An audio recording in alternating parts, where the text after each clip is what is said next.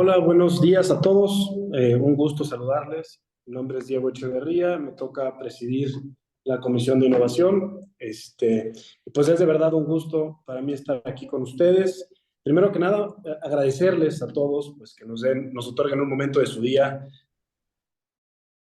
se conecten y participen en estas pláticas que tienen como fin pues acercar temas de actualidad y temas innovadores, como lo llama la comisión,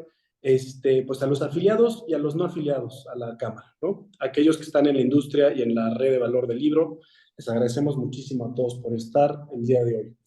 Eh, Hoy estamos de manteles largos, y lo digo de verdad con toda la convicción, y estoy muy, muy agradecido de que esté el maestro José Luis Caballero el día de hoy con nosotros y nos otorgue también un momento de su día, que sé que tiene una agenda súper complicada, muchísimos temas sobre la mesa. De verdad, José Luis, muchísimas, muchísimas gracias por estar hoy aquí. El día de hoy es la plática de cierre del Foro de Innovación Editorial del 2023. Me encanta el tema, me encanta nuestro speaker del día de hoy. Creo que estamos cerrando con un tema más allá de la actualidad de futuro, ¿no? Que pues ha generado mucho revuelo. Han habido, por ejemplo, las huelgas de actores en Estados Unidos, algunas preocupaciones de escritores, de guionistas, de generadores de contenido y de todos los que están como en la industria, por lo menos del entretenimiento y de la cultura, ¿no? Es un tema que nos preocupa y nos atañe, pues, la inteligencia artificial. El título de la plática de hoy es, sin duda, el derecho de autor y la inteligencia artificial. Y pues antes de pasar el micrófono a José Luis, le quisiera también dar las gracias pues a todos los que hicieron posible este foro de innovación editorial, a todos los que trabajan y colaboran en Editamos día a día para que esto sea posible. Muchísimas gracias, Mario, Claudia. La lista es muy larga de la gente que ha participado y creo que no quiero dejar a nadie afuera, entonces les agradezco mucho a todos, al equipo de la Cámara, a nuestro presidente, al ingeniero Busetzer por siempre apoyar estas iniciativas, también agradecerle muchísimo. Y insisto, a todos ustedes por conectarse en cada plática y por participar, porque sin ustedes sería sin duda imposible. Procedo entonces a leer un poco acerca de pues, cuál es el objetivo de la plática. Ustedes lo vieron en la convocatoria. El objetivo de la plática es identificar la problemática que está surgiendo a nivel mundial con motivo del empleo cada vez más frecuente de materiales originados en procesos de inteligencia artificial, a los cuales el sistema tradicional de protección de los derechos de autor les niega protección legal alguna, al resultar carentes de un acto de intervención humana. Sin embargo, esta problemática está lejos de quedar resuelta con esta simple aseveración, toda vez que existen materiales resultantes de procesos de inteligencia artificial asistida que son enteramente distintos a aquellos que son producto del denominado machine learning. Para hablarnos del tema, como ya comentábamos, tenemos el día de hoy el honor de tener aquí al maestro José Luis y voy a leer rápidamente su semblanza. Él es licenciado en Derecho por la UNAM, realizó estudios en derechos de autor en la Organización Mundial de la Propiedad Intelectual en Ginebra, Suiza, en el Instituto Internacional de Derechos de la Universidad de Georgetown, en Washington. Cursó la maestría en Derecho Comercial, Propiedad Intelectual en Queen Mary and Westfield College de la Universidad de Londres. Es especialista, por supuesto, en Derechos de la Propiedad Intelectual e Industria por la Universidad Panamericana en México. Y es profesor, donde yo tuve, la verdad, el honor de recibir esa cátedra alguna vez. Es profesor de Derechos de Autor en la maestría en Derecho de la Empresa de la Universidad Panamericana, en el máster en Derecho de la Propiedad Intelectual en la Universidad Pontificia de Comillas, España. Es profesor titular de la especialidad en Derecho de Autor del Instituto de la Propiedad Intelectual y Derecho de la Competencia, y también es consultor de la OMPI y conferenciante en materia de derechos de autor y derechos conexos en el programa de cooperación en materia de desarrollo para América Latina y el Caribe, así como en el programa de capacitación a jueces de América Latina y el Caribe. Ejerce como abogado, especialista en derechos de autor y derecho del entretenimiento desde hace más de 38 años, y bueno, todos lo conocemos en la industria. Y bueno, antes de darte ya por fin el micrófono, la dinámica será, nos va a apoyar con una excelente exposición. Después dejaremos un espacio para preguntas del público y al final pues le daremos la palabra, por supuesto, a Mario Aliaga por parte de Editamos, que nos apoyará con unas palabras. Por favor, adelante, José Luis. Gracias. En primer lugar, agradecerle a la Cámara Nacional de Industria Editorial esta invitación a terminar con este foro que inició ya hace algunas semanas con diversos tópicos. Desde luego a mi querido amigo Hugo Setzer, a Mónica, a Claudia Alcalá por la organización y desde luego a Diego por esta introducción que pues me parece inmerecida y exagerada en muchos de sus puntos. Pero bueno, hoy lo que toca es trabajar y platicar con ustedes sobre un tema que, vaya, si bien ha sido puesto sobre la mesa desde ya hace algunos meses como uno de los tópicos quizá más candentes al que se está enfrentando en este momento en distintas áreas que, vamos, inciden en las actividades de los seres humanos. Hoy en particular a mí me ha surgido la inquietud de platicar un poco sobre las implicaciones que puede llegar a tener particularmente en lo tocante a los derechos de propiedad intelectual, que al fin y al cabo es la materia a la cual pues me dedico desde hace algún tiempo. No abordaré, para que también esto quede de alguna manera aclarado desde este momento, los aspectos técnicos que involucran precisamente los procesos de la inteligencia artificial como tal. No soy ingeniero, me dedico a la parte estrictamente legal, pero sí a los resultados de los procesos en donde interviene justamente esta tecnología y cómo eventualmente puede llegar a tener o no, y eso es justamente lo que vamos a despejar sin que haya una conclusión categórica. La conclusión la subirá cada uno de ustedes de acuerdo con la información que comparta, si estas manifestaciones que son producto de estos procesos deben o no aspirar al reconocimiento de la propiedad intelectual o en su defecto de algún sistema de naturaleza paralela, afín o semejante a lo que hoy estamos conociendo. Preparé una presentación simplemente con un material de guía que quiero compartir con ustedes y una vez que termine esta exposición, la haré lo más breve que pueda. La verdad es que creo que lo que más va a enriquecer esta conversación son las interrogantes que ustedes planteen, las reflexiones que tengan sobre este tema. Aquí no hay una verdad absoluta ni una posición que sea la prevalente sobre las demás. Cada idea, cada sugerencia, lo que va a hacer es contribuir a un debate que hoy, aunque parezca increíble, apenas inicia. Estamos apenas en los primeros conversatorios organizados por la Organización Mundial de la Propiedad Intelectual, en la cual se han convocado expertos de todas partes del mundo a aportar ideas, sugerencias, razones, fundamentos del por qué sí o del por qué no en torno a esta asociación entre la propiedad intelectual tradicional o convencional con las expresiones producto de procesos en donde interviene la inteligencia artificial. Aquí está la presentación y con esto propiamente damos inicio a esta plática. Pues miren, como se los comentaba, mi práctica profesional tiene al día de hoy alrededor de 38, 39 años en esta disciplina y por eso esta primera lámina habla de los 30 y tantos velorios del derecho de autor. No es que me haya tocado, evidentemente, participar en todos y cada uno de ellos, pero les puedo decir que propiamente desde 1987, 88 en adelante, pues sí, he sido uno de los que ha asistido a cualquier cantidad de intentos de finalmente terminar con el sistema convencional de derechos de autor, que desde que yo les diría, desde que esta materia toma un caudal o digamos una ruta independiente que para muchos es a partir del surgimiento digamos, de lo que se denomina el Estatuto de la Reina Ana, desde 1709, en donde ya hay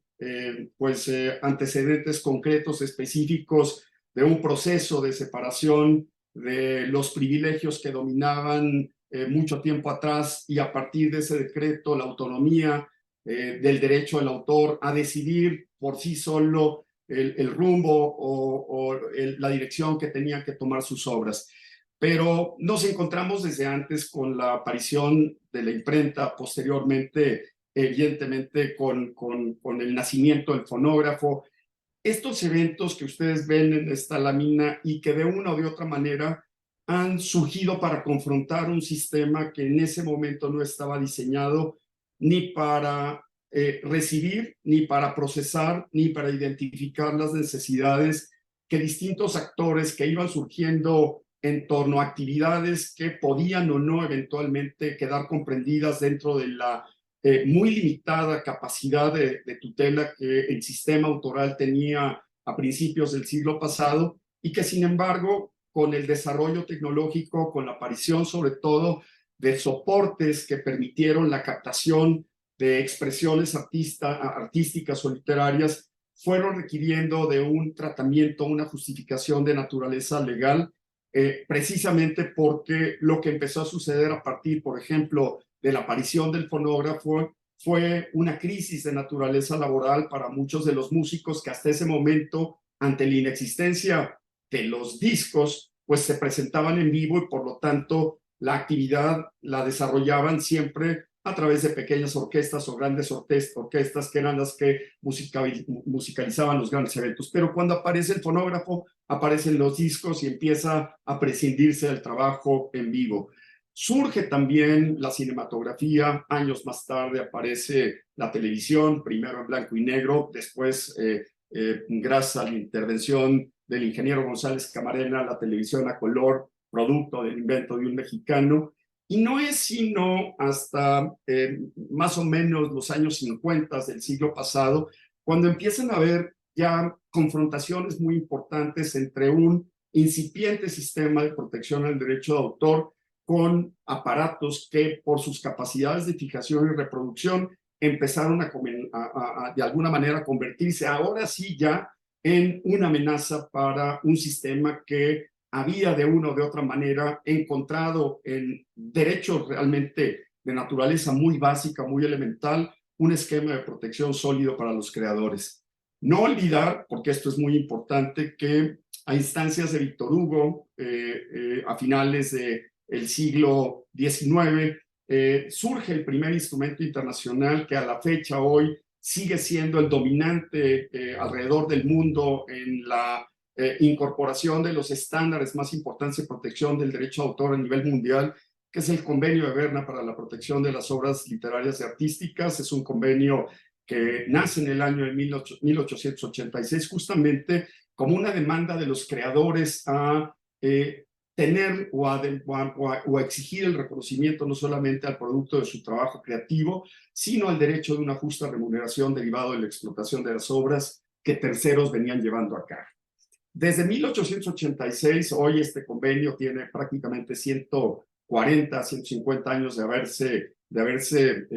promulgado. Sigue siendo el bastión natural de tutela de los derechos intelectuales alrededor del mundo, con 10 revisiones consecutivas, la última de París del año 1971, y a partir del año 1996, 2 tratados satélites a partir del Convenio de Berna, que han sido los que han tratado la agenda digital, que ha sido el Convenio de Berna, el Convenio de la OMPI para interpretación, ejecución y fonogramas, y el Tratado de la OMPI sobre derechos de autor. Es decir, a partir de Berna han surgido otros instrumentos que han venido a fortalecer o a atender nuevos elementos que, producto justamente del desarrollo tecnológico, se han convertido en las amenazas constantes a esta disciplina, en la antesala de muchas predicciones de que ha sido un sistema que debe considerarse total y absolutamente obsoleto y que debe ser de una u otra forma reemplazado, sustituido por un mecanismo que hoy tenga ya un tratamiento mucho más vanguardista,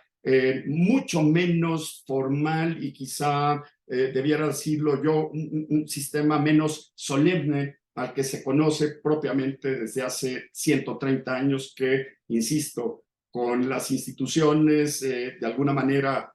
consideradas dentro del Tratado de Berna de 1886 y las distintas modificaciones a lo largo de los últimos 100 años. Evidentemente, para muchos, hoy en día tenemos que estar buscando nuevas herramientas, nuevos instrumentos, y mucho de lo que hoy es una frase, yo diría bastante cajón, pero que finalmente se utiliza cada vez con mayor frecuencia, empezar a pensar fuera de la caja, precisamente ante el advenimiento de una serie de temas, de una serie de demandas que parecerían ya no caber dentro de las estructuras tradicionales del derecho de autor. En esta relación que ustedes acaban de ver, hay eventos que han de alguna manera condenado a muerte total al sistema, y sin embargo, las instituciones del derecho de autor han logrado superar todos y cada uno de los distintos eventos que hemos de alguna manera transcrito a través de esta lámina, desde el surgimiento de los códigos TCP/IP, desde la aparición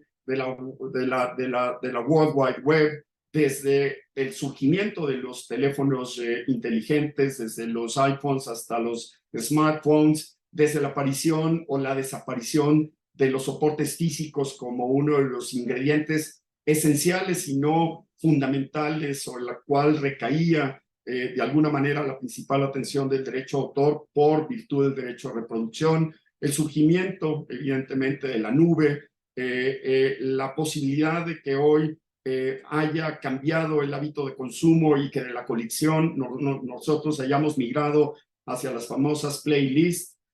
ya no tener en nuestras colecciones discos ni tampoco películas, sino suscripciones a plataformas en donde en tiempo literalmente real y sin importar el lugar en el que nos encontremos, podemos descargar temporalmente algún dispositivo de muy reducidas dimensiones y acceder a estrenos, acceder a lanzamientos, acceder a libros que antes era literalmente imposible contar con ellos hasta en tanto no fueran importados de España o de otros territorios. A todos esos elementos se ha enfrentado el derecho de autor, y por eso un poco la manera de describir los 30 y tantos velorios de la materia, porque a pesar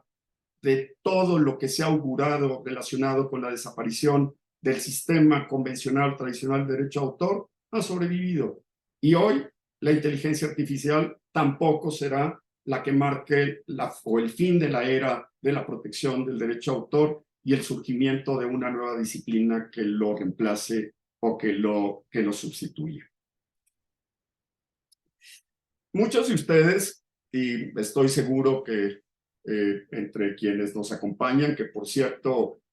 saludo a colegas de Argentina, de Venezuela, de Perú, de Colombia, que hoy nos acompañan en este conversatorio, pues muchos de ustedes participan en sus respectivos países, lo mismo que en el sistema iberoamericano, pues propiamente los mismos fundamentos del derecho de autor. Es una disciplina que, como ustedes pero perfectamente identifican, se ha basado, al menos desde el punto de vista del derecho continental, en el reconocimiento de un solo derecho de doble contenido que asegura por una parte a los creadores no solamente el reconocimiento de su condición autoral y la posibilidad de oponerse a todo acto que constituya una deformación, alteración o mutilación de la obra de la que es creador, sino igualmente a una recompensa económica derivada de cualquier forma de uso o explotación que cualquier tercero, cualquier interesado le dé. Esta categorización que todos conocemos de los derechos morales y de los derechos patrimoniales. Contrario a lo que muchos suponen, el sistema anglosajón del copyright, a quien se le adjudican más mitos que realidades, es un sistema que igual tiene una visión profundamente humanista, aunque tenga un fin mayoritariamente utilitario en lo que se refiere a que está definido como un sistema que lo que busca es incentivar, lo que busca es motivar, lo que busca es de una u otra manera fomentar la mejor condición posible para el creador, de suerte tal que esté en capacidad de crear mejores obras, pero en beneficio de nosotros, que somos la sociedad. Y se parte del principio de que mientras un autor, mientras un creador en general, esté mejor protegido y tenga los debidos incentivos económicos, va a tener mejores capacidades creativas y por lo tanto quienes nos vamos a beneficiar de esa simple ecuación somos nosotros como consumidores de bienes culturales en general o de bienes producto del entretenimiento. Entonces, En ambos casos, tanto la visión, digamos, quizá más económica como la visión humanista que tiene el sistema continental, la coincidencia está en el tratamiento y sobre todo en dos palabras que para mí acaban identificando de forma, yo diría, pues muy sencilla y muy sintética lo que es el fundamento, que es reconocimiento y remuneración. Reconocimiento y remuneración, porque esta ecuación en donde por un lado está el reconocimiento al trabajo creativo y que se traduce en el respeto o en la observancia de toda una serie de derechos alrededor de la creación intelectual, se acompaña el de la remuneración, porque finalmente el creador, el autor, pues es un ente que pretende vivir del producto de su trabajo y consecuentemente es de ahí de donde demanda la fuente principal de sus ingresos. Pensar o sostener lo contrario, evidentemente, va en contra de la naturaleza misma de esta disciplina y claramente hacia allá está la orientación de un sistema, yo diría, moderno, vanguardista del derecho de autor. ¿Cuáles son los ejes rectores que definen al derecho de autor? Y esta es curiosamente, esta es una lámina que conteniendo solamente dos aseveraciones, es la que marca en buena medida todo el fundamento sobre el cual se construirá o la defensa a ultranza de la institución del derecho de autor por encima de cualquier otra forma, digamos, que se pretenda incorporar para el reconocimiento de ciertos derechos, o bien será también el fundamento a partir del cual se puedan encontrar las excepciones al sistema de manera tal que den cabida a nuevas manifestaciones que eventualmente se sumen a la categoría de obras protegidas u obras reconocidas como parte de la protección del derecho de autor. La primera de ellas, que curiosamente, siendo el elemento más importante que define la protección o no de una expresión literaria o artística, no encuentra definición en ninguna ley de derecho de autor del mundo entero. Todas las leyes que ustedes revisen no van a encontrar en su contenido una definición de lo que es la originalidad. Y sin embargo, es el elemento que finalmente provoca que una expresión personal atribuible a una persona esté o no protegida por el régimen convencional del derecho de autor. Y la originalidad, que es un concepto profundamente complejo de explicar, acaba de una u otra forma reduciéndose en lo que a su significación o a lo que convencionalmente nosotros hemos de alguna manera acordado como pues la definición que mejor de una u otra manera acoge sus características como aquello que es producto de un acto de intervención humana que no es copia de algo preexistente y que en su contenido permite reflejar la impronta de la personalidad del autor que la ha creado. Es una definición que, si bien responde en su estructura inicial a momentos en donde todavía no se incorporaban en el sector de la propiedad intelectual las expresiones tecnológicas, definía muy bien toda la parte de las obras literarias o artísticas porque era incuestionable que en las formas de expresión literaria o en las formas de expresión artística siempre quedara la huella del autor que la crea. Esa huella desaparece en las expresiones tecnológicas, particularmente a partir de los años 80, mediados de los 80, cuando se admite que los programas de cómputo sean considerados como obras protegidas por el sistema de derecho de autor, al no ser más que la suma de letras y números y por lo tanto asociadas o incorporadas a las obras literarias. Es difícil que esta definición de originalidad quepa dentro de la obra tecnológica porque es muy difícil, sobre todo, acreditar que un programa de computación es el resultado de los sentimientos del autor que lo crea. Pero bueno, finalmente es una definición con la cual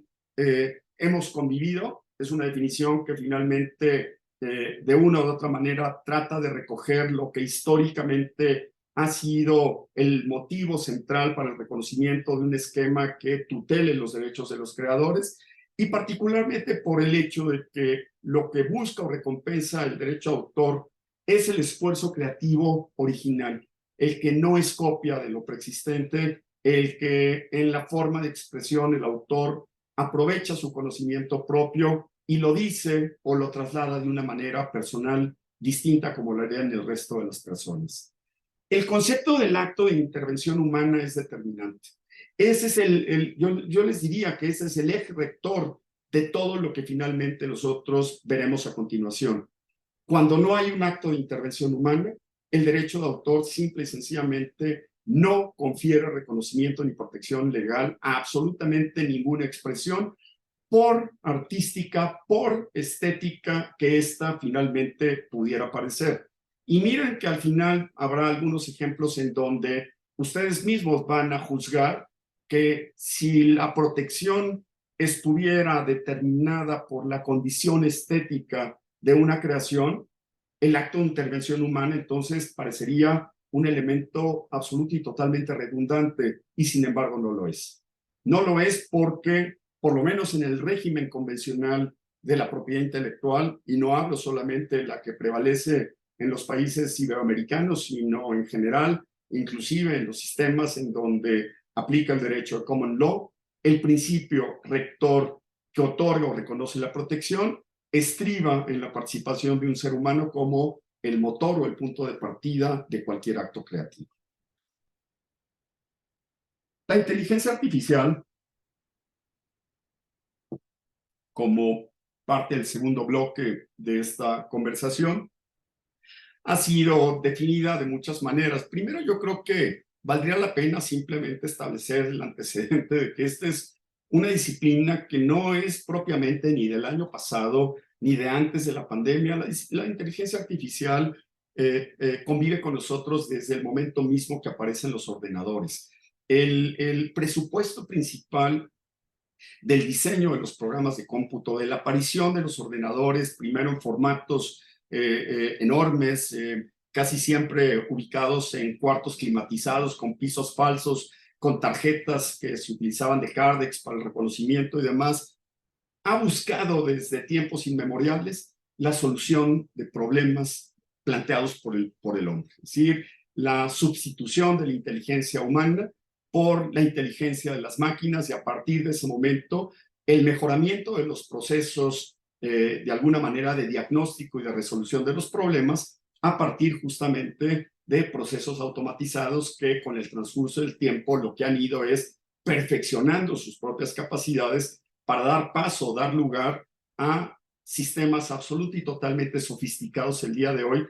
frente a los que ya estamos evidentemente enfrentando situaciones que están planteando la necesidad bien o de ajustar los regímenes legales aplicables a determinado tipo de prácticas en donde antes era simple y sencillamente imposible anticipar o prever la intervención o la participación de las máquinas en sustitución de las personas, y ciertamente de que los resultados de los procesos en donde intervienen estos ordenadores, estas máquinas, evidentemente con grandes capacidades de procesamiento de datos, del Big Data, que evidentemente están empezando obviamente a confrontar muchos de los sistemas que, como en el caso de la propiedad intelectual, históricamente han rechazado o no han dado cabida a ninguna excepción a efecto de otorgarles ningún espacio de protección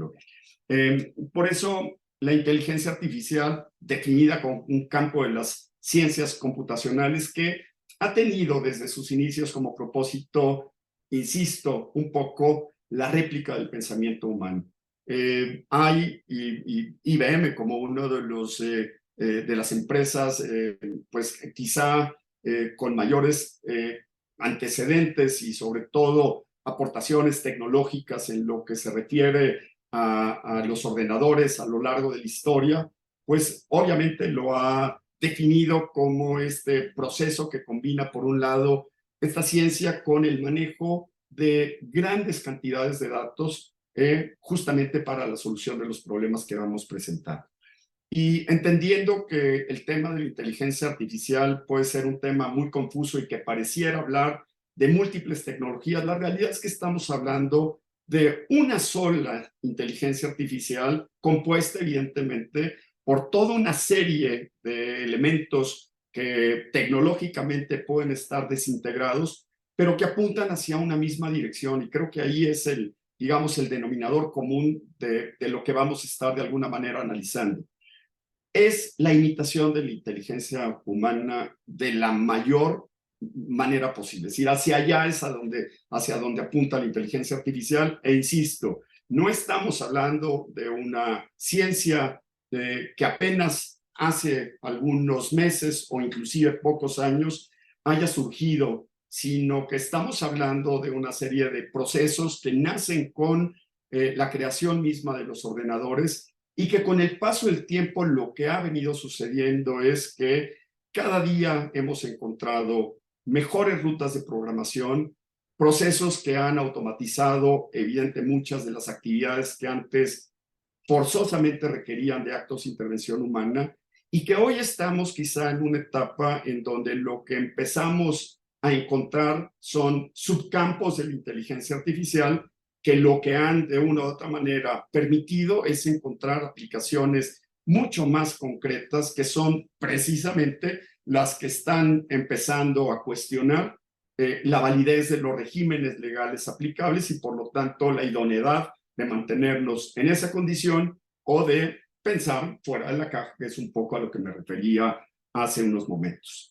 Dentro de los distintos tipos de inteligencia artificial, más allá de la generativa, de la predictiva y demás, nosotros encontramos simplemente dos grandes grupos. La inteligencia débil o reducida, que no es porque la expresión débil o reducida de una u otra manera, es decir, sea un sello distintivo, es simplemente que frente a la superinteligencia artificial, lo que nosotros hoy denominamos la inteligencia débil o reducida, pues es justamente la que está hoy en aplicación en la inmensa mayoría de las herramientas que nosotros conocemos o a las que accedemos, y que se trata de procesos de inteligencia artificial diseñados de forma específica para la atención de problemas concretos. Es una inteligencia que está evidentemente hoy diseñada para atender,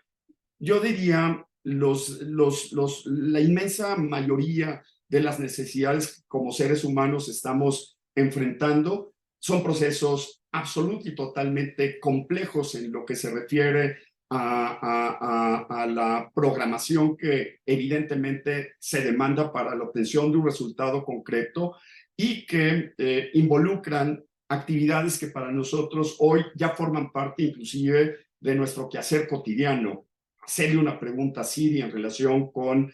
alguna duda que tenemos, preguntarle a Alexa de Amazon cómo estará el clima el día de hoy o qué noticia nos está compartiendo. La filtración de información falsa, por ejemplo, a través de muchas de las plataformas de redes sociales que nosotros consultamos, y que probablemente para nosotros sean procesos totalmente ausentes o en el backstage de los cuales no nos estamos percatando, pero que la aplicación como tal está vigente, alerta de forma permanente para desactivar toda una serie de datos e informes que eventualmente pueden contaminar las redes, y que sirven como un mecanismo que, es decir, que de una u otra manera lo que va haciendo es filtrar, procesar y liberar información verídica, veraz o simple y sencillamente que es la que domina o predomina en ese momento en la tendencia. Es el mismo caso que sucede con Twitter. Lo mismo sucedería con los algoritmos que operan una plataforma como Instagram, y claramente algo que ya es una realidad en nuestros días, si bien es cierto, quizá no es nuestro país, pero sí en los Estados Unidos, los vehículos de conducción autónoma, que se operan de forma absoluta y totalmente natural a partir de procesos de inteligencia artificial que tienen evidentemente la característica de ser hoy en día, de acuerdo con su clasificación, de condición débil o reducida. En contraposición a lo que hoy identificamos como la superinteligencia artificial, en donde si bien es cierto que no existe hoy una aplicación práctica, no significa que no esté en fase de desarrollo, y lo que se prevé a partir de la existencia de la superinteligencia artificial es una capacidad de diagnóstico, de procesamiento de información que se prevé rebasará las capacidades humanas. Es exactamente la dirección hacia donde está apuntado hoy todo el desarrollo de la superinteligencia artificial. E insisto, más allá de películas de ficción que eventualmente podrían estar hablando ya de ordenadores que por sí mismos no solamente se autoprograman, sino que tienen una capacidad de procesamiento de información que por mucho rebasa la del pensamiento, la del cerebro humano, pues hoy en día simplemente estamos más a la espera de las notas o de los reportes que realmente de estar frente a una aplicación que de forma concreta y específica pudiera servirnos para ilustrar una situación de esta naturaleza.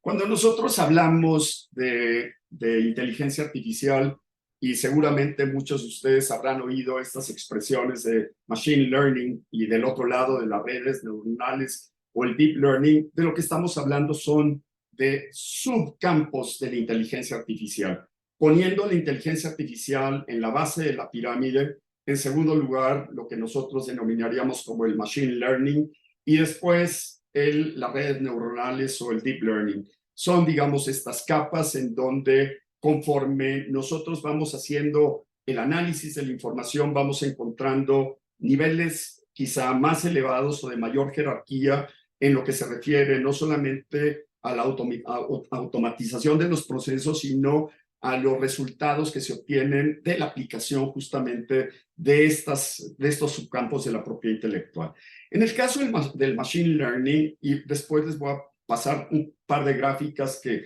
creo que van a servir para ilustrarlo de una manera, pues, digamos, mucho más ejemplificativa. El machine learning, para tratarlo de entender, es ese proceso en donde los ordenadores están habilitados con una serie de capacidades de identificación de patrones de grandes cantidades de datos, pero que requieren necesariamente un proceso de ingesta humana precisamente para irlos dotando a través de los patrones de prueba y error de la información necesaria para poder identificar con la mayor precisión posible a qué se están enfrentando. Es un proceso que también dentro de del subcampo de la inteligencia artificial está definido como el aprendizaje supervisado, porque es indispensable una participación de un ser humano que constantemente esté rectificando, corrigiendo y eventualmente colaborando a que esa información respecto de la cual la máquina se nutre y necesariamente, como lo dice su definición, aprende,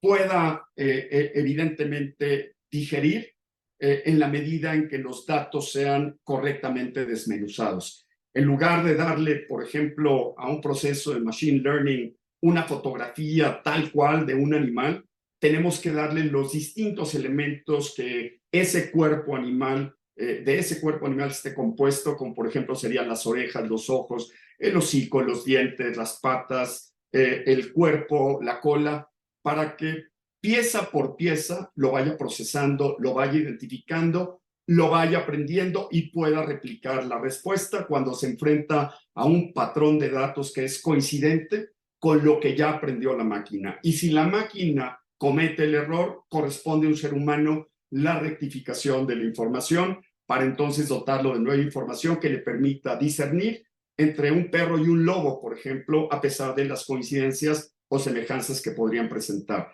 Este es un proceso de aprendizaje supervisado. En las redes neuronales o en el deep learning, lo que estamos de alguna manera presenciando es un proceso infinitamente más sofisticado con ordenadores que son capaces de manejar datos crudos y además en cantidades verdaderamente escandalosas y que ese proceso de clasificación de la información se va dando a través de distintas capas de la misma manera que funciona el cerebro humano. Y de esa manera, este proceso de redes neuronales en donde hay un punto de ingreso, un punto de procesamiento, dos capas normalmente ocultas y un punto de salida, están integradas al menos por 6 capas neuronales distintas, hace un procesamiento de datos mucho más profundo, en donde el acto de intervención humana es prácticamente reducido y en donde se provoca este fenómeno que es justamente el que tarde o temprano nos va a llevar hacia la superinteligencia artificial, que es la capacidad que tiene la propia máquina, la inteligencia artificial, en esta subcapa o en esta etapa del machine learning, de corregirse a sí mismo, y en donde el procesamiento de datos a través de todas estos distintos nodos, de todas estas capas neuronales, les permite concluir y discernir de forma mucho más inteligente, sin que necesariamente tengamos este desmembramiento de una imagen para que pueda entenderla por cada uno de los componentes de la cual está formada, sino que el procesamiento es integral, el análisis es total, y por eso nosotros hablamos en esta etapa de un procedimiento de aprendizaje no supervisado, y en muchos casos cuando la máquina tiende a corregir decisiones que de forma equivocada ha tomado de procesos de aprendizaje por refuerzo. Es decir, porque se ha reforzado a través justamente de la repetición y del análisis de patrones de información, de grandes datos crudos de información, a diferencia de los procesos de machine learning, en donde más que dato crudo se requiere una información perfectamente bien procesada, desmenuzada, literalmente por ingrediente. En el deep learning, lo que la máquina va a poder hacer, o está haciendo ya en este momento, es justamente tener esa capacidad de autoaprendizaje, autocorrección, y de la corrección por refuerzo, un aprendizaje no necesariamente supervisado. Muchas de las aplicaciones prácticas del machine learning ya son, insisto, y como se los comentaba hace unos momentos, ya forman parte de nuestra vida cotidiana. Sugerencias de compras personalizadas en plataforma. ¿Cuántos de ustedes, cuando han hecho una compra a través de un portal como es Amazon, o puede ser el caso de Mercado Libre o alguna otra de las plataformas, en el momento que uno hace una compra, a la siguiente ocasión que uno abre la plataforma, inmediatamente aparece un encabezado que dice: usted podría estar interesado en, de acuerdo a su patrón, su historial de compra. Y entonces vienen una serie de recomendaciones de cosas que uno no necesita, pero que acaba comprando. ¿Por qué? Porque no las ponen enfrente. Yo tengo un ejemplo de un evento que me pareció en principio totalmente sorprendente, y después entendí, de haber estado una tarde frente a un aparador de una tienda física. No entré nunca a la tienda, y mientras estaba en el aparador veía yo una lámpara con un diseño italiano que verdaderamente me había gustado, y hasta ahí quedó finalmente mi experiencia, digamos, por lo menos desde el punto de vista visual. 2 o 3 horas más tarde, estando en casa y abriendo una de mis aplicaciones del teléfono, tenía yo exactamente esa misma lámpara con el precio y distintas opciones de compra en tienda. Entonces, sí, me costó trabajo entender la relación, es decir, que a través de dispositivos electrónicos se había generado una comunicación entre el punto en donde yo me detuve y la aplicación detectó que estaba yo estático, con lo que ese establecimiento pudo comunicarle a mi dispositivo para que después se tradujera en una intención de compra. Inteligencia artificial, sin duda, identificación de patrones de consumo. Procesamiento del lenguaje natural, yo creo que hoy una de las características más importantes, porque es la identificación de un sentimiento positivo o negativo. Hoy existen cualquier cantidad de aplicaciones o de herramientas de inteligencia artificial que operan dentro de las redes sociales, que nulifican, neutralizan, cancelan o eliminan opiniones de sentimiento negativo para solamente fomentar una visión X de un tema en particular. Claramente existe esto y está en práctica todos los días, y lo seguirá en práctica entre más se avancen los procesos electorales de este país. No pierdan de vista que la inteligencia artificial va a ser uno de los actores más importantes en el manejo y manipulación de la información que finalmente se desea que nosotros como ciudadanos recibamos de quien está emitiendo el mensaje. Temas de ciberseguridad, incuestionablemente una de las aplicaciones en donde hoy, a través de herramientas de reconocimiento facial y reconocimiento auditivo, ofrecen evidentemente las aplicaciones del machine learning o del deep learning, según sea el caso. En la medicina, los campos son absolutamente y totalmente ilimitados e impensables. Detección oportuna de enfermedades de cáncer, clasificación de ADN, enfermedades de la retina, cirugías controladas por procesos robóticos, redes sociales en la reducción de spam. Esta es una de las aplicaciones que no vemos, pero que está y que existe. Vehículos inteligentes, insisto, ya hoy una realidad en muchos países. optimización de motores de búsqueda, de suerte tal que cuando nosotros vamos en la identificación de algo que es particularmente de nuestro interés, simple y sencillamente la información se procesa de una forma más lógica o más inteligente, y predicción de tendencias, desde tendencias meteorológicas, tendencias financieras, estadísticas, evidentemente tendencias de intención de voto. Todo forma hoy parte de un proceso en donde las herramientas de inteligencia artificial y particularmente los procesos tanto de machine learning como de deep learning o las redes neuronales van a seguir jugando un papel determinante en muchas de las actividades que de forma cotidiana llevamos a cabo y de las que, insisto, no es que nosotros estemos al tanto de que están sucediendo, simplemente suceden. Y cuando suceden se ponen frente a nosotros como herramientas que en muchas ocasiones facilitan, en muchas ocasiones comprometen nuestras intenciones de compra o de toma de decisión en algún sentido, pero que a la vez han facilitado evidentemente para muchas de las operaciones que antes implicaban procesos infinitamente o más largos, más complejos, o con la intervención decidida evidentemente de muchas personas.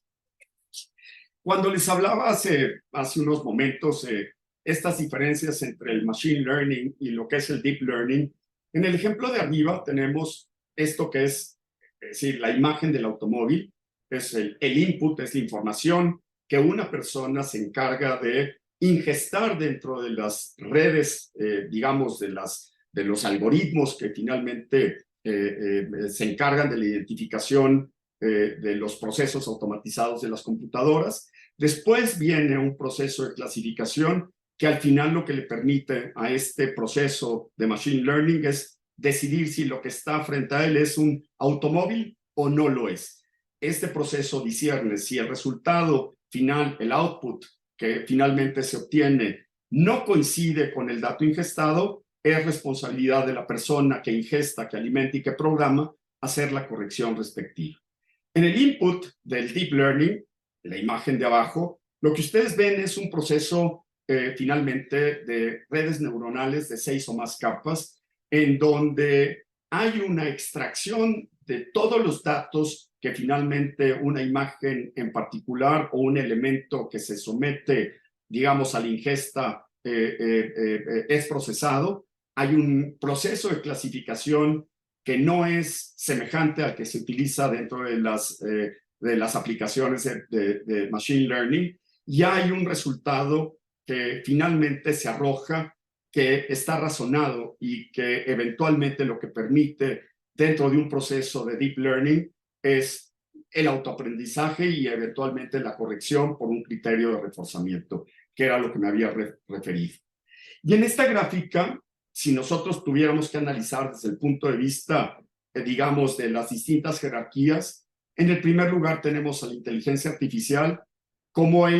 es decir, la encargada del desarrollo de sistemas inteligentes y de máquinas que puedan desarrollar tareas específicas. En el segundo nivel, el machine learning, se crean algoritmos que pueden aprender de los datos y de la toma de decisiones basados en justamente los patrones de datos con las que han sido alimentadas o ingestadas y que requieren de la intervención humana, particularmente cuando las decisiones que se han tomado no son las correctas. En el nivel más profundo,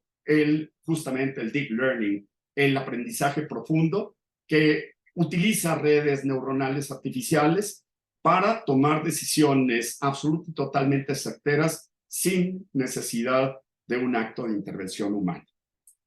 Si lo trasladáramos a un esquema de pensamiento humano, ustedes se dan cuenta cómo la inteligencia artificial en el primer layer, en la primera capa, está de alguna manera identificada con muchos elementos de procesamiento, pero queda en la etapa, digamos, externa, en la etapa más inmediata después digamos, del cráneo, es la parte más delgada, si ustedes lo quieren ver de esa forma. En el segundo lugar está el machine learning, que ya ingresa dentro de la actividad cerebral y que involucra, a diferencia del primer caso, una serie de elementos procesados de distinta manera para, insisto, su probable o posible identificación. Cuando hablamos del deep learning, llegamos a ese punto rojo de la imagen, que ya es el centro de la información en donde el aprendizaje finalmente se ha dado y en donde ese cerebro, en donde esa posibilidad de autocorrección permite que este proceso Deep Learning tome sus propias decisiones y eventualmente tenga una capacidad eventualmente de autocorregirse. En el mundo de la inteligencia artificial hay terminología que pues seguramente ustedes habrán escuchado. Evidentemente, insisto, no pretende agotar ni remotamente todas las expresiones técnicas que aplican en pero sí al menos 3 que son como muy comunes en cualquier conversación que se tiene sobre este tema. El primero es el algoritmo. Históricamente, les platico, toda la programación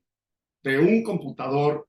con o sin inteligencia artificial se ha basado en el algoritmo. Modelos matemáticos diseñados para la solución específicamente de problemas. Para eso se diseñan los algoritmos, son fórmulas matemáticas hipercomplejas a las cuales el régimen convencional de derechos de autor no les otorga ni les reconoce protección, porque el derecho de autor no protege las fórmulas ni las soluciones, protege el resultado de la forma de expresión que un autor elige para expresar una obra literaria o artística. Y el algoritmo, que es una fórmula matemática, la suma de muchos números esencialmente, tiene como propósito habilitar toda una serie de procesos computacionales para que con el input que hace una persona en la búsqueda de una solución, el algoritmo ofrezca a través de la aplicación de esas fórmulas diseñadas el resultado específico que se está buscando. Procesadores de textos, procesadores de imágenes, procesadores de audio, hay cualquier cantidad de aplicaciones de los algoritmos dentro, evidentemente, de las ciencias computacionales, y en el caso específico de la inteligencia artificial, no nos estamos apartando de lo que,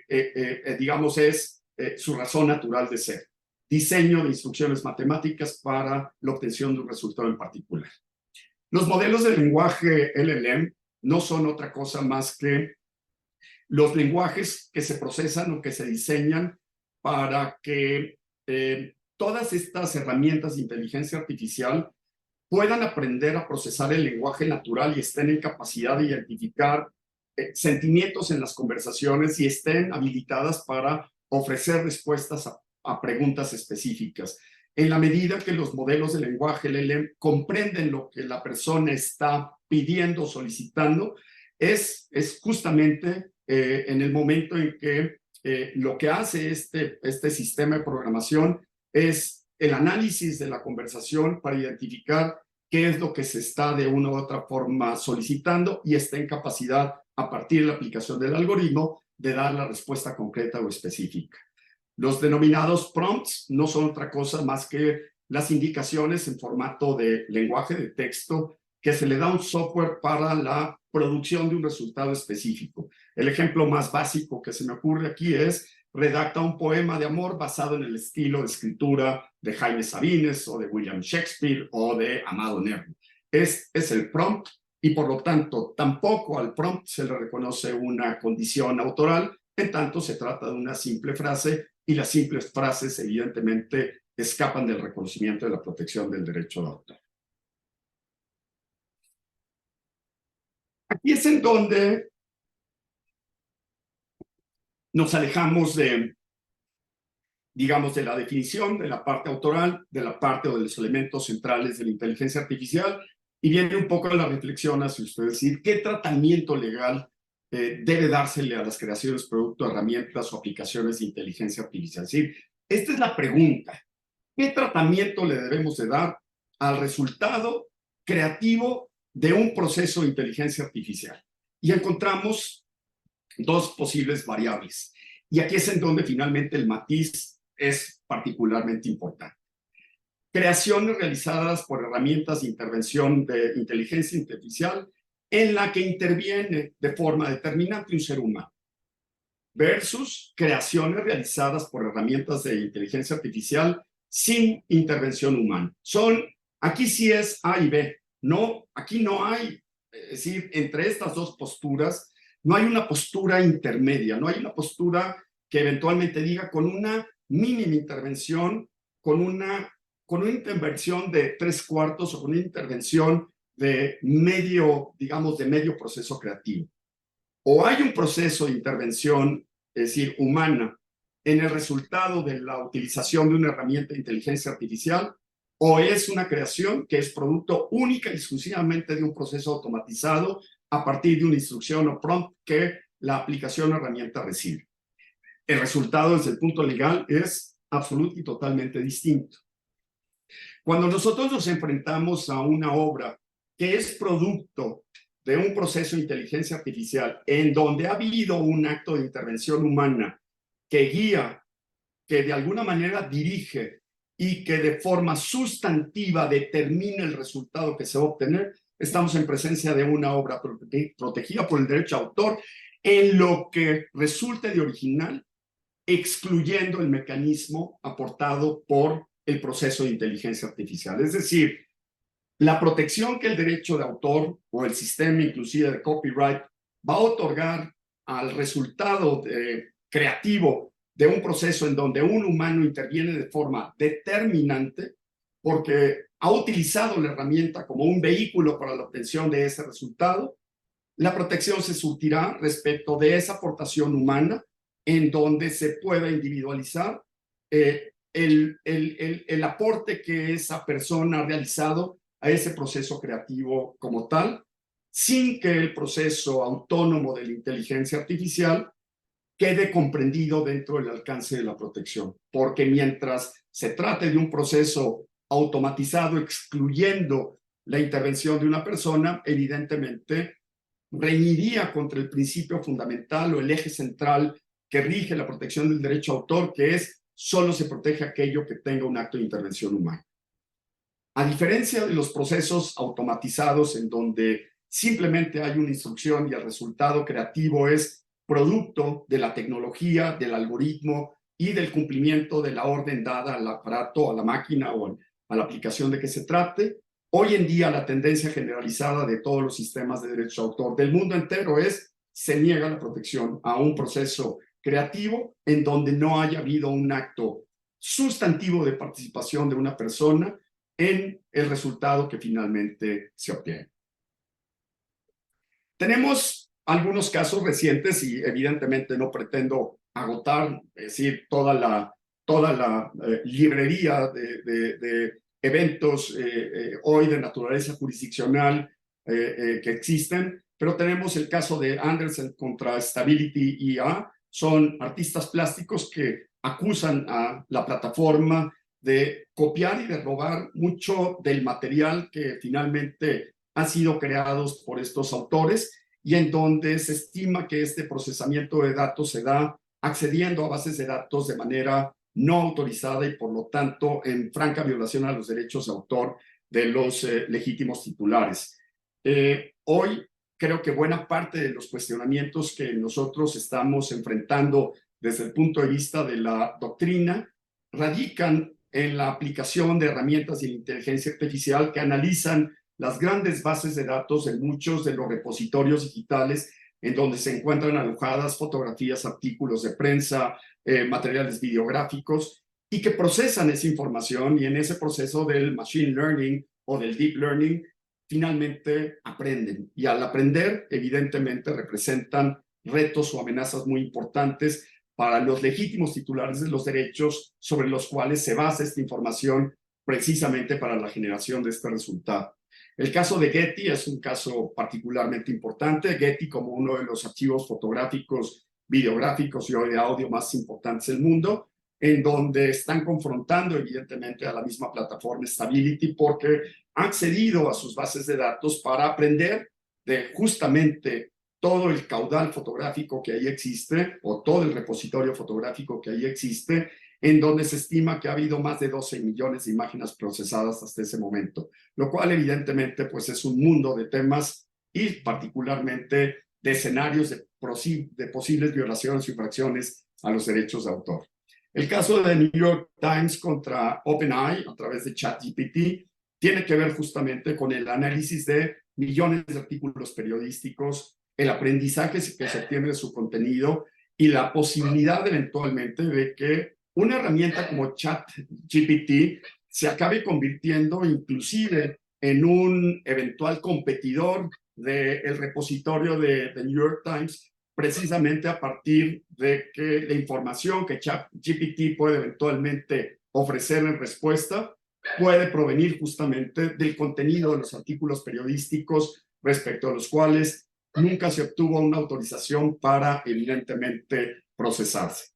Hay un caso particularmente curioso que se llama el caso de Chicky Monkey, en donde lo que finalmente se ha tratado de debatir a partir de este caso es un fotógrafo alemán que sometió una fotografía creada por procesos de inteligencia artificial al concurso nada más y nada menos de Sony World Photography y que ganó. Y ganó justamente a partir de someter de forma descarada un material que él mismo sabía que no cumplía evidentemente con los requisitos del certamen por ser un procedimiento de una fotografía creada con asistencia de inteligencia artificial y en donde aprovecha justamente pues evidentemente la promoción que le da el haber ganado a partir de una foto evidentemente truqueada para de alguna manera poner el reto de hasta dónde, es decir, hoy el trabajo de los fotógrafos está en una condición de admitir o permitir la competencia de las obras fotográficas, producto única y exclusivamente de procesos de inteligencia artificial, y la respuesta categórica es no, no se puede. No hay una forma de una justa convivencia entre el resultado que es producto de la creatividad humana versus el resultado que es producto de un proceso de inteligencia artificial que por estético que resulte, por maravilloso que se vea, simple y sencillamente no es producto de la selección, del encuadre, de la elección del obturador, de la calidad de la película, de la iluminación, del momento, del instante preciso en donde el ojo del fotógrafo capta exactamente lo que quiere ver. El debate del tema de las obras fotográficas terminó ya hace 5, 6 o 7 décadas, pero este es un nuevo reto que evidentemente al sector de los autores de obra fotográfica vuelve de una u otra manera a amenazar y que tiene que ver con el resultado material de los procesos que involucran plataformas de inteligencia artificial. Esta es la fotografía, una fotografía que ubica a dos mujeres de dos momentos totalmente distintos y que sin embargo a través de un proceso de inteligencia artificial se ha logrado este resultado que finalmente gana el certamen, el fotógrafo evidentemente rechaza el premio y acaba pidiendo que se done una institución de investigación o algo por el estilo. Rápidamente, y termino con esto y 2 ejemplos prácticos para dar paso a algunas preguntas. La Oficina de Registro de Derechos de Autor de Estados Unidos ha negado ya al día de hoy una cantidad importante de solicitudes de registro de obras que son resultado de procesos de inteligencia artificial de forma autónoma. El argumento principal, no leeré ya todo lo que está aquí, pero esta guía para el registro está disponible en el US Copyright Office, lo pueden entrar y lo pueden descargar sin ningún problema, en donde básicamente el argumento central reside en que obras de autoría son únicas y exclusivamente aquellas que involucran autores humanos. La Oficina de Derechos de Autor de Estados Unidos ha sostenido y ha de alguna manera reafirmado a través de esta guía para el registro de aplicación o de obras en donde haya procesos de inteligencia artificial, que sí o sí, si no hay un acto de intervención humana, no es registrable el material. Ahora bien, yo quiero compartir con ustedes, simplemente para terminar, 3 distintas láminas y un par de reflexiones. Es un proceso creativo en donde hay un acto de intervención humana. Ustedes están viendo a 2 ilustradoras del lado izquierdo, 3 ilustradoras de alebrijes que a pulso tienen que hacer este trabajo artístico. Del otro lado, mi ilustradora preferida con una ilustración realizada, como ustedes ven, a pincel, a mano, pues de 2 bailarines, digamos, con ocasión de las fiestas patrias. Ese es un proceso creativo en donde hay un acto de intervención humana y en donde el resultado desde el punto de vista de derecho de autor es absoluta y totalmente incuestionable en cuanto a su condición autoral y por lo tanto a la protección que el derecho de autor le otorga a quien con su esfuerzo creador plasmó y dejó estas imágenes, esta ilustración, este trabajo de los alebrijes sobre un soporte material. Estos son los procesos de intervención humana. Yo les quiero compartir esto para que ustedes finalmente lleguen a sus propias conclusiones.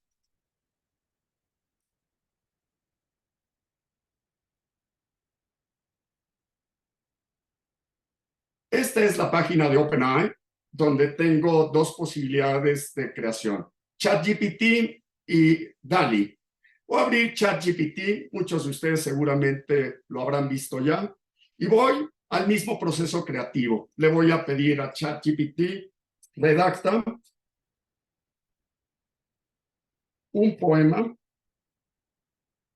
de amor que mezcle los estilos de Joan Manuel Serrat y de Jaime Sabines. Esta es la instrucción, este es el prompt al que me refería yo hace un rato. Fíjense nada más mi creatividad, lo que va a lograr en los siguientes 30 segundos. En la calle de tus ojos, navegando sin razón, descubrí un mundo nuevo. Mi entorno, mi eterno rincón, tu mirada como versos de Serrat, tan profunda me atrapó con sus palabras, me dejó sin respuesta. Aquí está el poema, y como la pluma de Sabines, mi corazón late, susurra secretos de amor en cada latido, en tu voz y en tus caricias, mi refugio, mi abrigo, mi canción y mi poema, mi amor compartido. ¿Quién de ustedes, de los que hoy nos acompaña, me podría decir que esto no es un poema que merece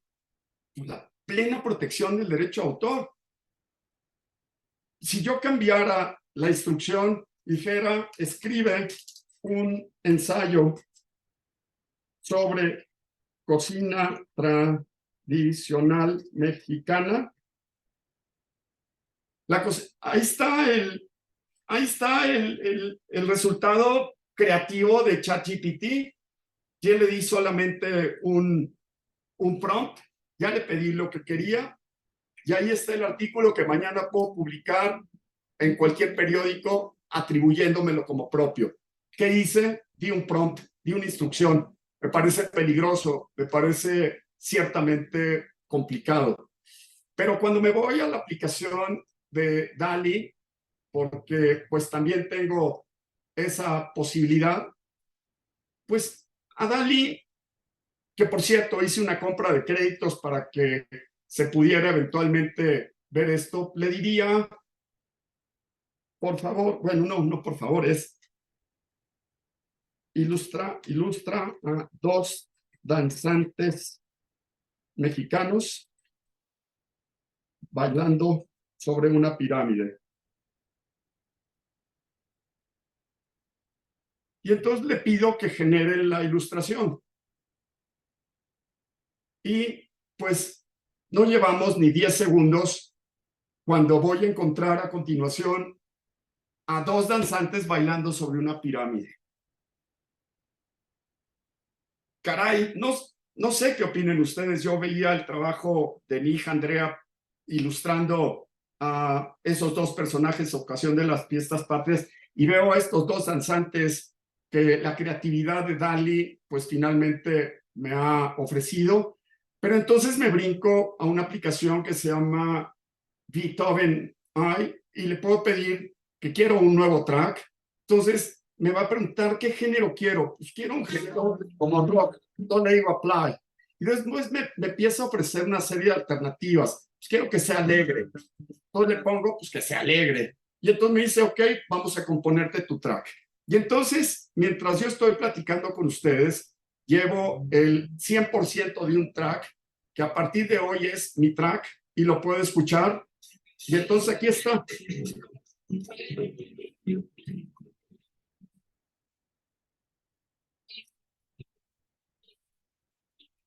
Desde luego, esta música que estamos sabiendo la puedo seguir perfeccionando, puedo agregar instrumentos, puedo agregar evidentemente un tempo nuevo y puedo seguir mejorando hasta la obtención precisamente del tipo de sonido que yo haya ofrecido. En este proceso no intervino un compositor, no intervino un arreglista, no intervino un músico ejecutante y consecuentemente no apareció nadie distinto de quienes ustedes ya en este momento finalmente estaban de alguna manera percibiendo. Déjenme regresarme a finalizar esto ya. Y entonces aquí viene, ya para terminar, después de que vieron ustedes esta, digamos, esta explicación, viene también algo que preparé, que son las obras creadas sin intervención humana. Ustedes seguramente recordarán el caso del mico. El caso del mico, pues es un caso en donde este macaco decidió tomar la cámara del fotógrafo y se tomó, se dice a sí mismo, esta fotografía sonriendo, que finalmente fue objeto de toda una discusión en cortes de Estados Unidos, concluyendo que evidentemente al no haber un acto de intervención humana, esta fotografía como tal no merecía la protección del derecho a autor. Como tampoco la merecen las fotografías que cada milésima de segundo toman los satélites de la Tierra, por estéticas que sean las fotografías que nosotros vemos. Pero ¿qué opinan de este cuadro? Este cuadro está pintado por un gorila que se llama Coco, que es muy famoso porque en lugar de pintar de forma monocromática, pinta colores. O este de un chimpancé en un museo, en un zoológico de Estados Unidos. O finalmente, quizá el más sorprendente, este cuadro pintado por un elefante en un museo, en un zoológico de la India. Este es un cuadro de un elefante, están las fotografías, mientras el elefante pinta este cuadro. Es una temática que se llama la maceta de flores, efectivamente pintado por un elefante. Y si ustedes quieren, evidentemente, encontrar aquí una justificación para la protección, en el momento en que se dé cabida a las obras de la inteligencia artificial como un género de protección, vamos a tener que abrir la discusión para saber si las creaciones en donde intervienen los animales y eventualmente los actos de la naturaleza, entonces igualmente tendrían que tener un tratamiento que los incorporara en un régimen especial y volver el sistema de derecho de autor absolutamente disruptivo. ¿Por qué habría que otorgar protección a los procesos resultantes de propiedad intelectual? Esa es una pregunta, es decir, ¿por qué tenemos que proteger los procesos resultantes de la inteligencia artificial? Hoy, yo les diría, en nuestro sistema convencional, la demanda de protección obedece básicamente a un criterio eminentemente humanista, reconocimiento y remuneración, porque de eso vive el autor, del reconocimiento de su trabajo y de la remuneración. Sin embargo, en la inteligencia artificial, ¿qué demandas hay de reconocimiento y qué demandas hay de remuneración proveniente de las máquinas, sino de quien diseña y programa esas máquinas, que ellos sí requieren reconocimiento y evidentemente remuneración? Ese es el motor que finalmente impulsa o incentiva muchos de los actos de creación. Si el autor del algoritmo y el autor de los prompts son declarados inelegibles para acceder a la protección, queda solamente el proceso de la inteligencia artificial. Si queda solamente el proceso de la inteligencia artificial, hoy en día la conclusión a la que el sistema nos arroja es: no hay protección del derecho de autor. No la hay. Hoy en día, este es un esquema en donde todo proceso que involucre un acto de intervención humana, siempre y cuando sea original, está protegido por el derecho de autor. Mientras esa figura del ser humano no esté presente en los procesos, amigos, ustedes llegan evidentemente a la conclusión que mejor acomode a sus propias convicciones. Pues muchas gracias por su atención y pues le devuelvo la palabra a Diego o a Mario, que tendrían que hacer algunas observaciones finales, ¿no? Muchísimas gracias, José Luis, de verdad, interesantísimo, y como toda buena plática nos deja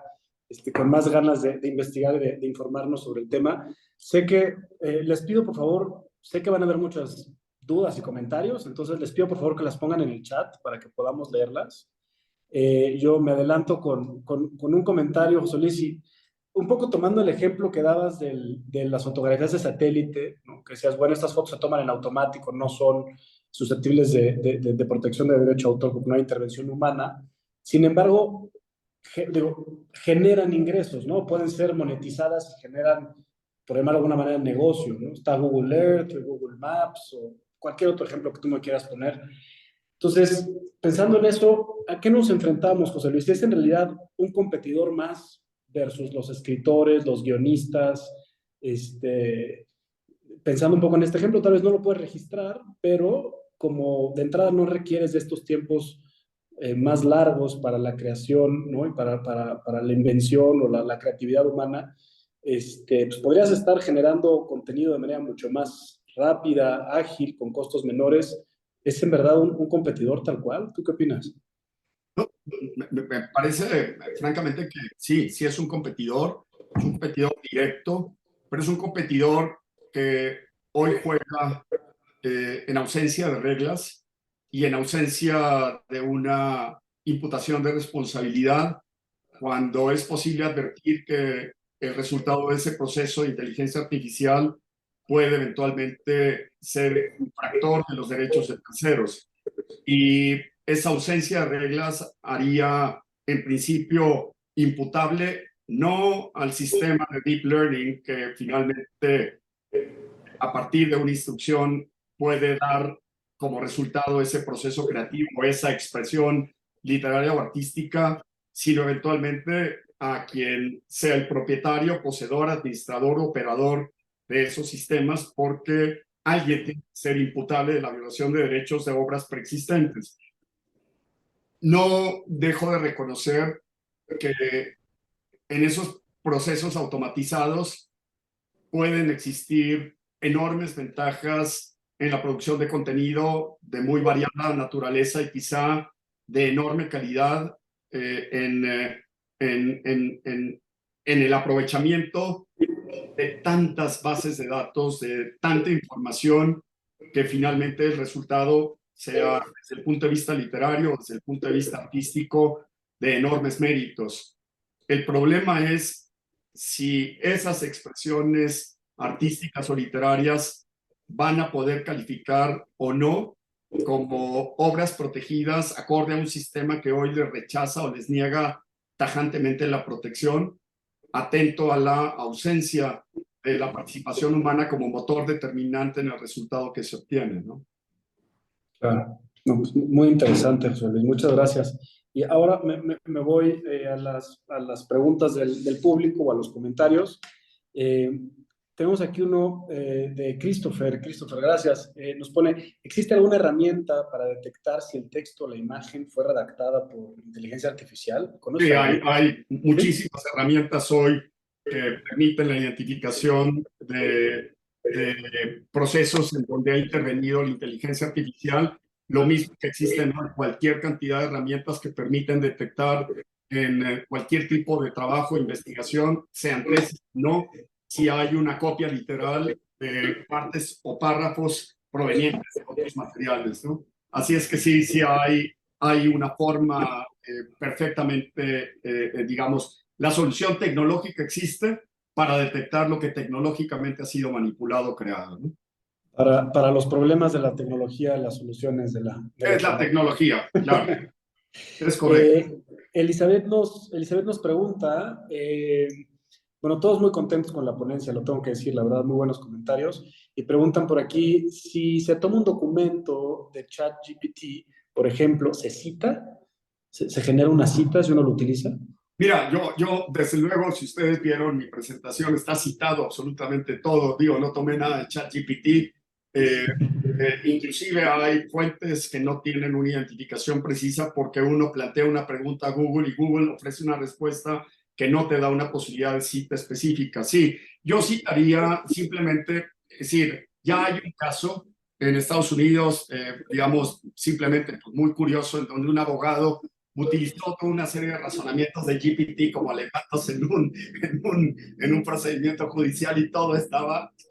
cerrado. Entonces el juez le puso una regañiza bestial, siendo, bueno, es increíble que en procedimientos de esta naturaleza uno pretende ahorrarse, evidentemente, el trabajo propio, la redacción y el análisis. Sí, yo citaría, pero no como un tema de una obligación legal, porque no la hay. Es decir, la obligación de cita se da cuando se toman partes o fragmentos del texto de un tercero y entonces surte una limitación a los derechos patrimoniales de autor. Pero si uno cita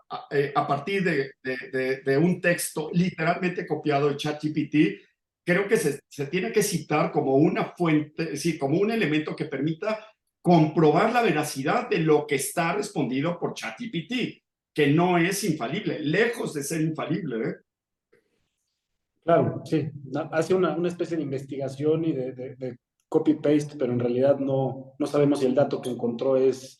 siquiera verídico, ¿no? No Sí, sabemos de es dónde viene. correcto. Es correcto. O sea, ChatGPT no es sino el resultado, insisto, del autoaprendizaje a partir del análisis y procesamiento de datos de cientos de millones de textos, imágenes, sonidos, etcétera, que han sido puestos a su disposición o a los que de forma indebida ha logrado acceder porque son bases de datos y repositorios digitales que finalmente les ha permitido ir en procesos de minería de datos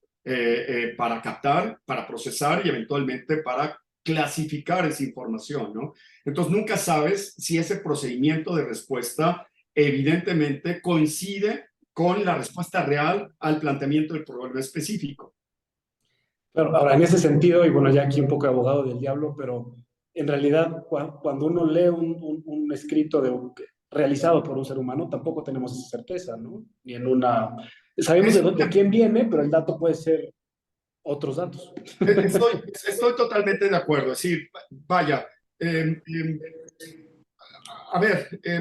hoy en día uno de los grandes problemas que ofrece el proceso de digitalización es que conoces el output, pero no conoces el origen. Y tú no sabes si lo que finalmente llega a tus manos ha sido producto de tal nivel de manipulación en donde la cadena finalmente de participaciones es literalmente imposible a menos de que hubiera un proceso de blockchain que te permitiera ir verificando que la información del primer bloque se ha mantenido inalterada hasta el último bloque. Eso no sucede normalmente en documentos que uno descarga de Internet, donde tú nunca sabes finalmente quién Hola, fue Editorial, buenas la pluma que tardes. intervino, ¿no? Hola, Sí. ¿cómo está? Creo que alguien prendió por ahí el micrófono. Si tienen dudas o comentarios, por favor al chat para que sea más ágil y aquí con muchísimo gusto las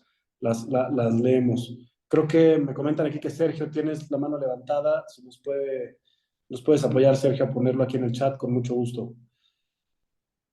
Sergio Francisco.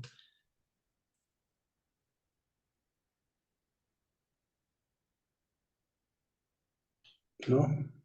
Creo que la está escribiendo, José Luis. Un momentito, por favor. Sí, sí, sí.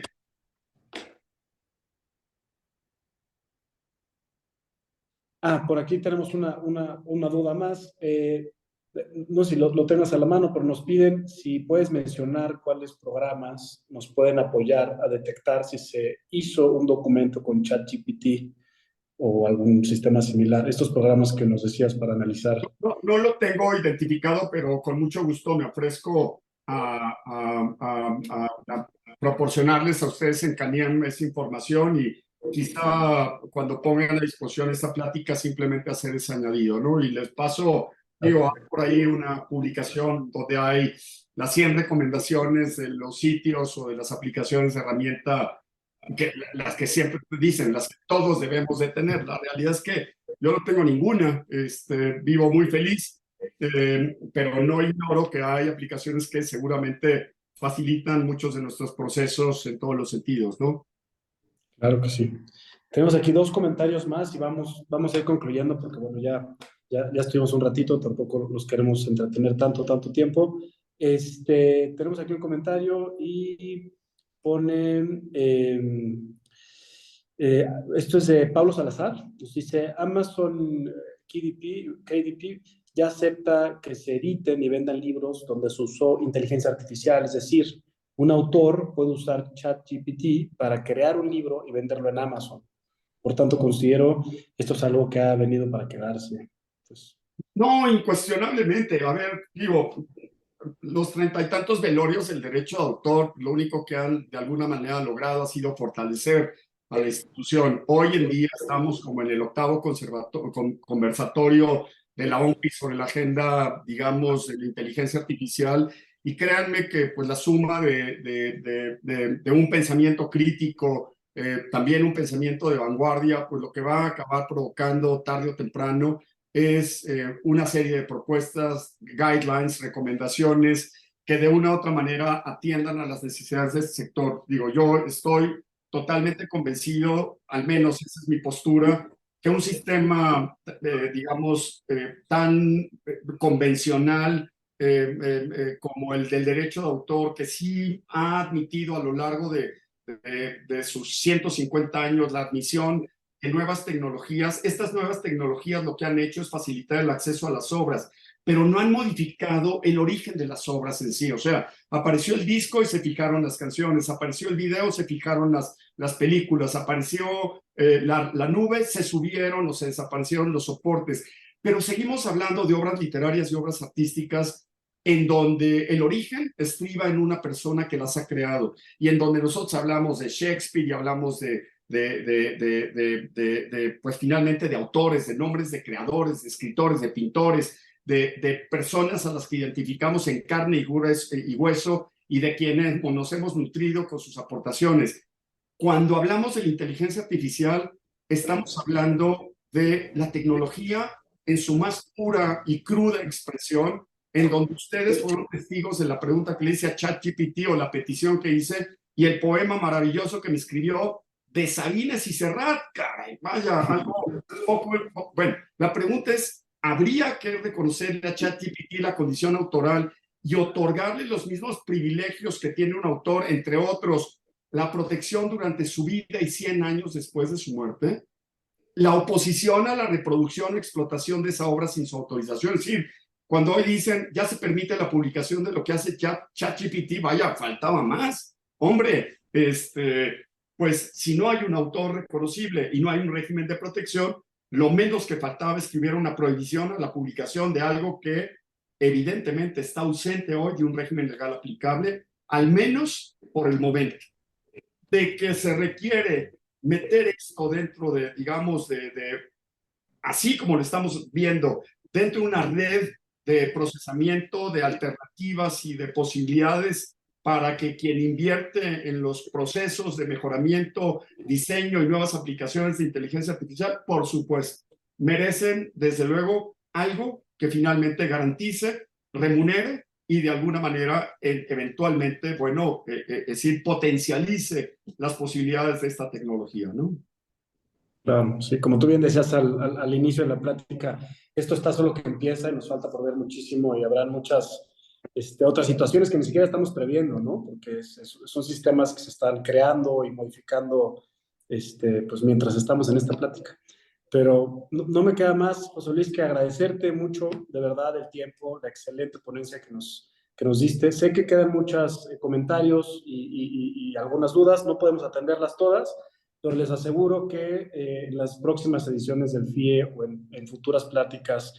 pues incluiremos este tema porque sin duda es de suma importancia y súper, súper interesante. Invitarlos a todos a que contesten la encuesta que les vamos a enviar.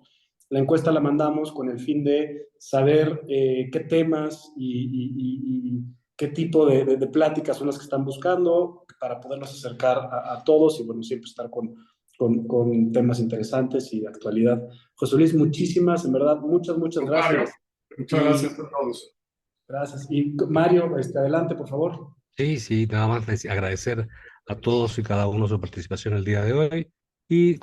recordarles que con esta excelente conferencia, charla de José Luis, damos por concluido la séptima edición del Foro de Innovación Editorial. El próximo año vendrán temas tan complejos como este, que es difícil de tomar, que es como una papa caliente al final del día, ¿no? Y también el tema de la accesibilidad, el tema de todos los seis que por cierto van a estar ya puestos en el canal de FIE en YouTube. Y esperamos contar con su participación y sus sugerencias, porque precisamente esta comunidad que estamos tratando de conformar a lo largo de estos 7 años es para ustedes y por ustedes. a nombre de la Cámara Nacional de la Industria Editorial Mexicana y su Centro de Innovación y Desarrollo Profesional, les doy muchísimas gracias por participar. Esperamos sus encuestas y nos vemos el próximo año. Muchas gracias. Gracias.